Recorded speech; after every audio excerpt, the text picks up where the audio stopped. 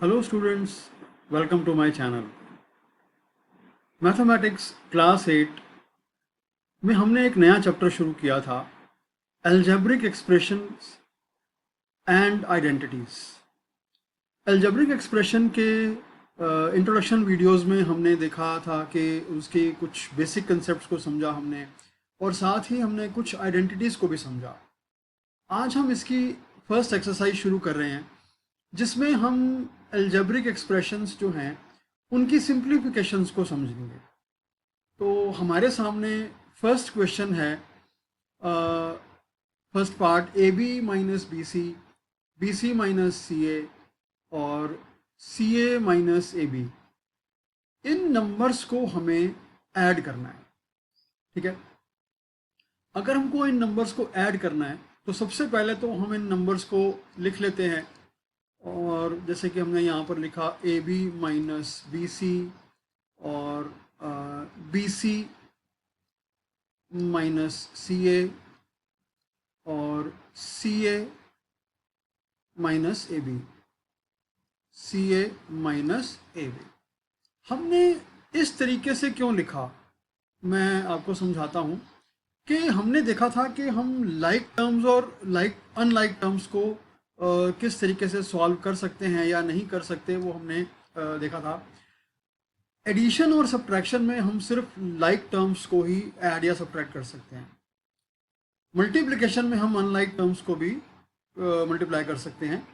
तो इसीलिए हमने जब यहाँ पर इस तरीके से लिखा, क्योंकि ए बी यहाँ पर जो है वो यहाँ पर सिर्फ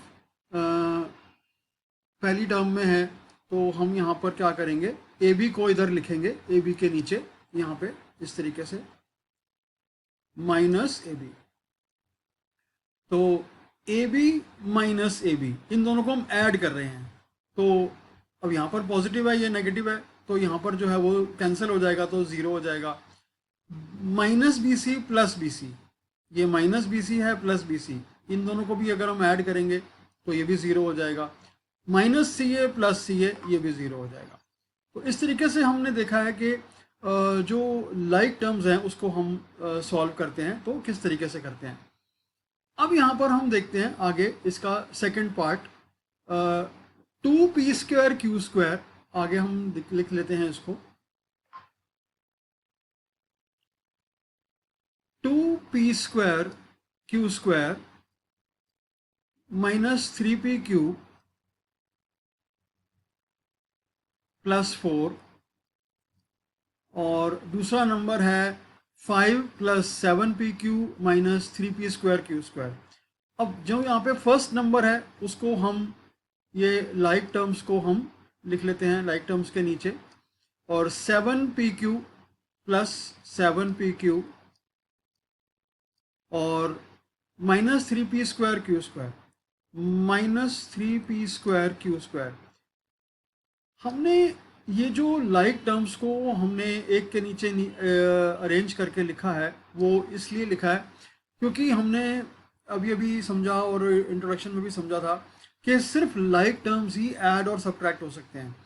तो यहाँ पर जो वेरिएबल्स हैं उनकी पावर भी सेम होनी चाहिए, और दोनों जो, अगर एक वेरिएबल है या दो वेरिएबल है तो वो दोनों बिल्कुल सेम होने चाहिए, तभी हम उनकी सिंप्लीफिकेशन कर सकते हैं, वरना नहीं कर सकते। तो 2p² q² और 3p² q², ये पॉजिटिव नंबर है ऊपर का, ये नेगेटिव नंबर है। तो इसको जब हम सॉल्व करेंगे तो 1p² q², साइन जो है बड़े नंबर का नेगेटिव है 3 के साथ, तो माइनस 1p² q², और यहाँ पर है माइनस 3p³ और 7p³, और इन दोनों को जब हम सॉल्व करेंगे तो 4p³, और साइन बड़े नंबर 7 के साथ पॉजिटिव साइन है, तो यहाँ पर पॉजिटिव साइन। 4 प्लस 5 9, साइन दोनों में ही प्लस का है, तो यहाँ पर प्लस का साइन आ गया। ठीक है, तो इस तरीके से हम इन नंबर्स को सॉल्व कर लेते हैं। और नेक्स्ट हमने जो इसका लास्ट पार्ट है, l² प्लस m², उसको भी हम देख लेते हैं। l² प्लस m² और m square plus n square,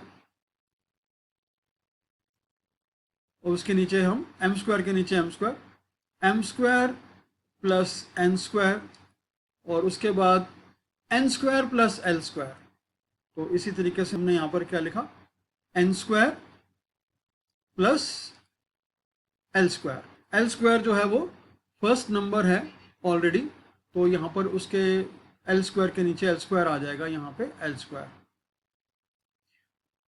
और यहाँ पर जो लास्ट में एक और है 2lm 2mn 2nl। अब ये जो वेरिएबल्स हैं वो पहले तीनों जो हमारे पास एक्सप्रेशंस थे उनमें किसी से मैच नहीं करते। तो 2lm 2mn और 2nl इनको हम सबसे ही अलग लिख देंगे, ठीक है। तो यहाँ पर क्या आ जाएगा, 2lm plus 2mn plus 2ln।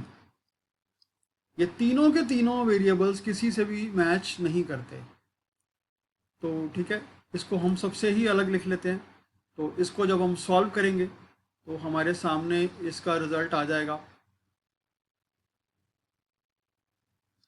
तो l square plus l square 2l square, m square plus m square 2m square,